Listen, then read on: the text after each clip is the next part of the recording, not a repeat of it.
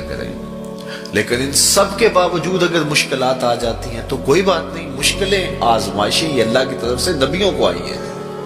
حضرت امام رازی نے لکھا ہے کہ مکے سے لے کر طائف تک 70 ایسے نبیوں کی قبریں ہیں جن کی وفات صرف بھوک کی وجہ سے ہوئی۔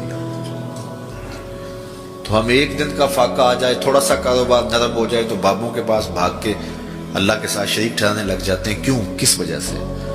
آزمائش سہیں، برداشت کریں۔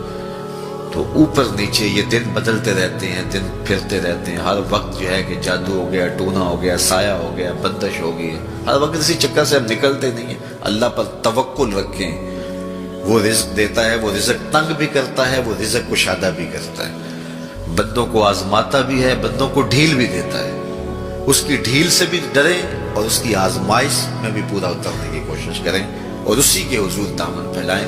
جب مشکلیں آ جائیں تو مصلح بچھا لیں، گھر کے بچوں کو بھی کہیں کہ یہ مشکل آ گئی ہے، لگتا ہے اللہ ناراض ہو گیا، چلو مصلح بچھاؤ۔ اگر بیٹیاں بھی نماز پڑھ رہی ہوں، نوافل ادا کر کے رب کے حضور دعا مانگ رہی ہوں، بیٹے بھی دعا مانگ رہے ہوں، چھوٹے چھوٹے بچے بھی دعا مانگ رہے ہوں، تو کیا اللہ خالی موڑ دے گا؟ تو زیادہ سے زیادہ نیک مجالس کے اندر شامل ہو جائیں۔ تو بالخصوص میں اپنے پیر بھائیوں کو پابند کرتا ہوں کہ آپ اپنے گھروں میں بھی پابند کریں، کسی بابے کے پاس نہ جائیں۔ یہ بڑے گندے لوگ ہیں، یہ سامنے اب چیزیں آ رہی ہیں، بڑے گندے اور غلیظ قسم کے لوگ ہیں، ان کی نظروں میں غلاظت بھری ہوئی ہے، اور جو ہے وہ لوگوں کے ہجوم سے کبھی متاثر نہ ہو کہ فلاں وہاں سے اتنے لوگ جا رہے ہیں۔ لا یصیر الباطل حقا بکثرت المتمسکین بہ، اگر کسی جھوٹ کے ساتھ، کسی باطل کے ساتھ زیادہ لوگ وابستہ ہو جائیں تو اس وابستگی سے باطل حق نہیں ہو جاتا۔ لوگ کہتے ہیں جی اتنے لوگ آ رہے ہیں، کچھ ہے تو آ رہے ہیں، تو جو بت خانوں میں جا رہے ہیں اتنے لوگ تو کچھ ہیں تو جا رہے ہیں، کیا مطلب یہ کوئی معیار ہے؟ تو جہلا کا جمع ہونا، جہلا کا کہیں جانا، یہ معیار نہیں ہے۔ معیار جو اللہ رسول نے دیا ہے ہمارے نزدیک بس وہی ہے۔ تو جب کوئی مصیبت بنے، مصلح بچھا کے دعا مانگو اللہ کی بارگاہ میں، نوافل پڑھو، صدقہ کرو، خیرات کرو، منت مان لو، روزوں کی منت مان لو، نمازوں کی منت مان لو، صدقہ کرنے کی منت مان لو، اور اللہ کے نیک بندوں سے جا کے دعا کرواؤ۔ غریبوں میں آپ رزق بانٹو، اس سے برکت ہوگی، اس سے پریشانیاں دور ہوں گی۔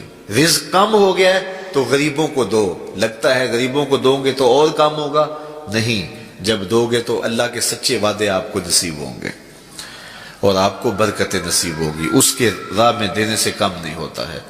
اس لیے میں خاص طور پہ یہ باتیں اس لیے کر رہا ہوں کہ ان دنوں کے اندر بہت زیادہ جو ہے وہ اس طرح کے لوگ ہیں اور مختلف جو ہے وہ چینلز کے اوپر ان کو سامنے لایا جا رہا ہے۔ تو ان لوگوں سے اپنے دامن کو چھڑائیں اور صالحین کی صحبت کو اختیار کریں۔ صالحین کی صحبت سے آپ کو نور ملے گا، روشنی ملے گی۔